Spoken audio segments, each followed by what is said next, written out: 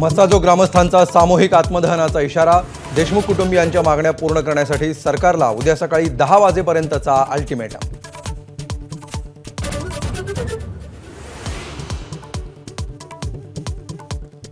माझा सरकारवर पूर्ण विश्वास, मात्र विश्वासघात करू नका। टाकीवरून उतरल्यावर धनंजय देशमुखांचं मुख्यमंत्र्यांना आवाहन।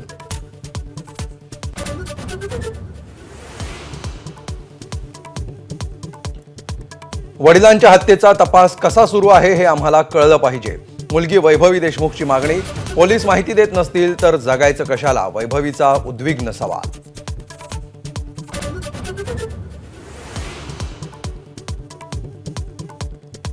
संतोष देशमुख हत्या प्रकरणातील आरोपींना वाचवण्याचं सरकारचं षडयंत्र।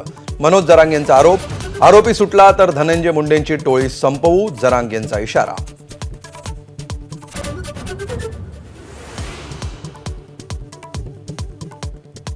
वाल्मिक कराड आणि विष्णू चाटेनं संतोष देशमुखांना महिनाभराआधीच जीवे मारण्याची धमकी दिली होती। पत्नी अश्विनी देशमुखांचा सीआयडीकडे जबाब, तर विष्णू चाटेला 6 दिवसांची न्यायालयीन कोठडी।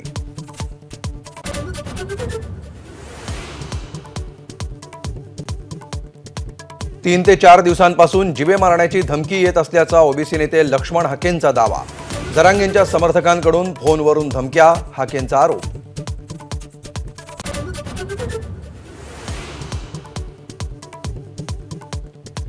उद्धव ठाकरेंना दगाबाज म्हणणं हा बाळासाहेबांचा अपमान।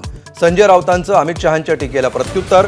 ठाकरे पवारांचं नाव घेतल्याशिवाय हेडलाईन होत नाही, सुप्रिया सुळेंचाही पलटवार।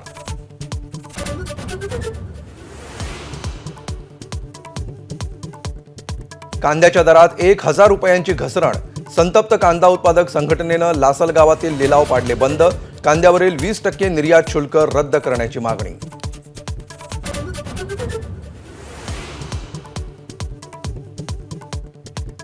बदलापूर अत्याचार प्रकरणाचा खटला जलद गतीनं संपवा, हायकोर्टाचे आदेश। महिला वकिलाची विशेष सरकारी वकील म्हणून नियुक्ती करण्याचे राज्य सरकारला निर्देश।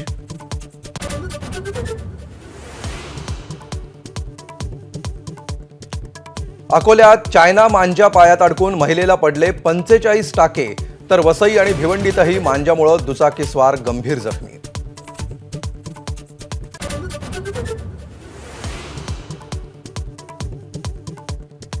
पंतप्रधान मोदींच्या हस्ते सोनमर्ग बोगद्याचं उद्घाटन। नॅशनल कॉन्फरन्सच्या ओमर अब्दुल्लांकडून मोदींवर कौतुकाचा वर्षाव।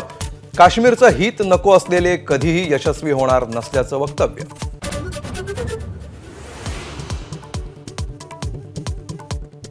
महाकुंभमेळ्यातल्या पहिल्या मुहूर्तावर 1 कोटी भाविकांचं पवित्र स्नान। जिल्हा प्रशासनाची माहिती, उद्या साधू महंतांचं पहिलं शाही स्नान।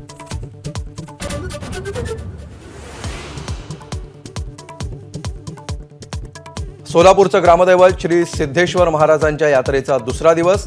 सिद्धेश्वर महाराजांच्या योगदंड आणि कुंभार कन्येचा प्रतिकात्मक विवाह सोहळा।